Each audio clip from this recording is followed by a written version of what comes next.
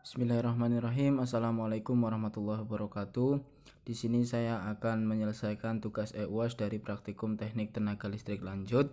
Ya, sebelumnya perkenalkan, nama saya Hakoko Bahtiar dengan NIM D4001855 dari kelas B. Nah, untuk materi yang akan saya sampaikan di sini yaitu motor sinkron dan motor asinkron atau motor induksi.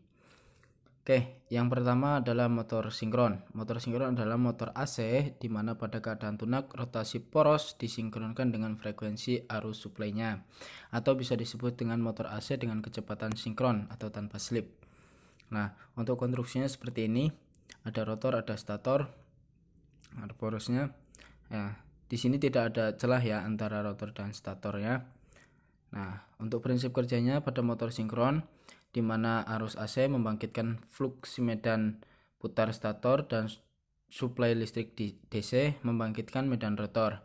Rotor berputar karena terjadi interaksi tarik-menarik antara medan putar stator dan medan rotor. Namun, dikarenakan tidak adanya torque star pada rotor, maka motor sinkron membutuhkan prime mover yang memutar rotor hingga kecepatan sinkron agar terjadi coupling antara medan putar stator dan medan rotor. Nah, untuk persamaannya sendiri, rumus persamaannya dari motor sinkron itu adalah NS sama dengan 120 kali F per P. Nah, di mana NS adalah kecepatan serempak atau kecepatan sinkronnya, F adalah frekuensi, untuk 120 adalah ketetapan, dan P adalah jumlah kutub perlilitan pasanya. Yang berikutnya ada motor asinkron. Motor induksi. Motor induksi ini merupakan motor listrik arus bolak-balik yang paling luas digunakan, di mana pada motor ini berasal dari kenyataannya bahwa motor ini bekerja berdasarkan induksi magnetik dari stator ke statornya, di mana arus rotor motor ini bukan diperoleh dari sumber tertentu, tetapi merupakan arus yang terinduksi sebagai akibat adanya perbedaan relatif antara putaran rotor dengan medan putar atau rotating magnetic field yang dihasilkan oleh arus stator. Oke, untuk konstruksi dari motor asinkron sebenarnya hampir sama, cuma di motor asinkron ini terdapat celah antara rotor dan stator, di mana celah itu tempat lewatnya flux medan magnet tadi. Ya.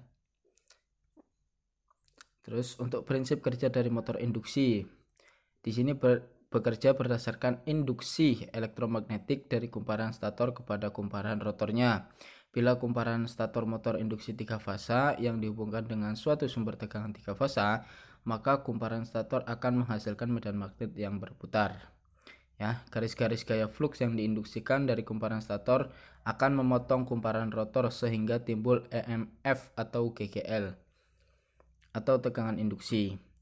Karena penghantar atau kumparan tadi, rotor merupakan rangkaian yang tertutup, maka akan mengalir arus pada kumparan rotor. Penghantar atau kumparan tadi yang dialiri arus ini berada dalam garis gaya flux yang berasal dari kumparan stator, sehingga kumparan rotor akan mengalami gaya Lorentz yang menimbulkan torsi yang cenderung menggerakkan rotor sesuai dengan arah penggerakan medan induksi stator.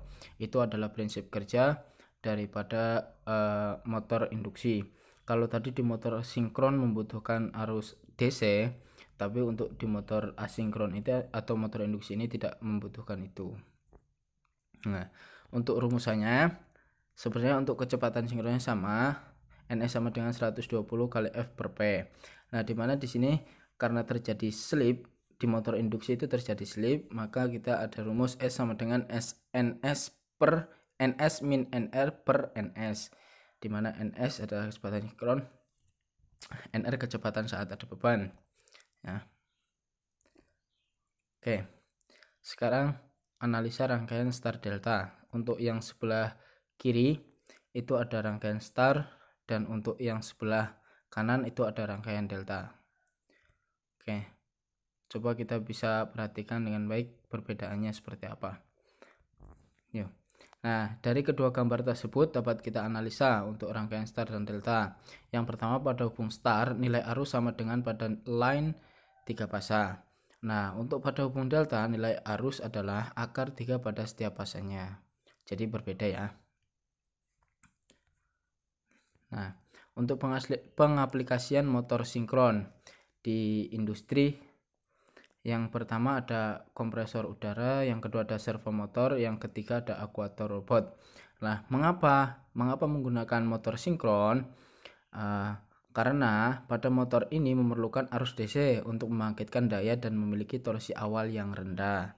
Oleh karena itu, motor sinkronlah yang sangat cocok.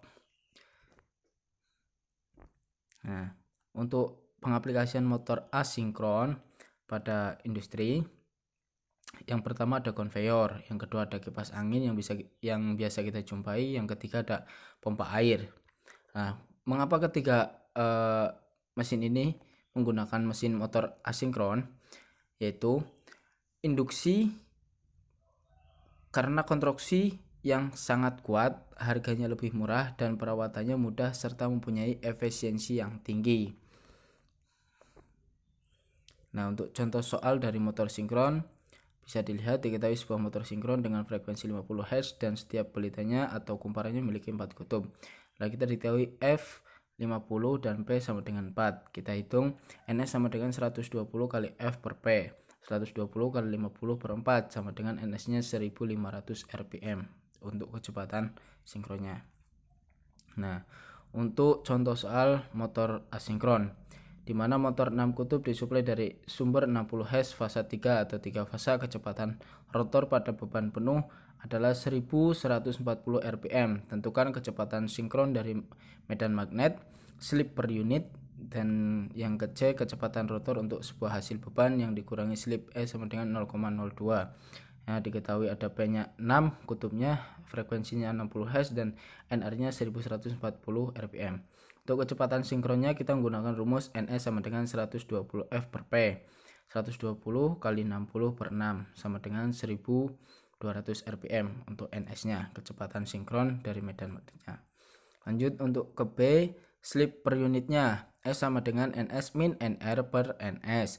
Sama di situ tadi NS-nya 1200 dikurangi NR-nya 1140 dibagi 1200. Hasilnya 0,05 atau 5% untuk slip per unitnya. Nah, kecepatan rotor untuk sebuah hasil beban yang dikurangi di slip 0,02. Kita gunakan S sama dengan NS min NR per NS sama dengan 1 min NR per NS.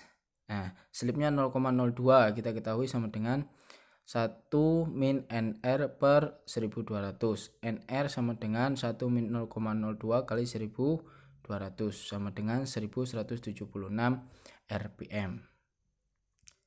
Oke, sekian presentasi dari saya. Terima kasih, kurang lebihnya mohon maaf.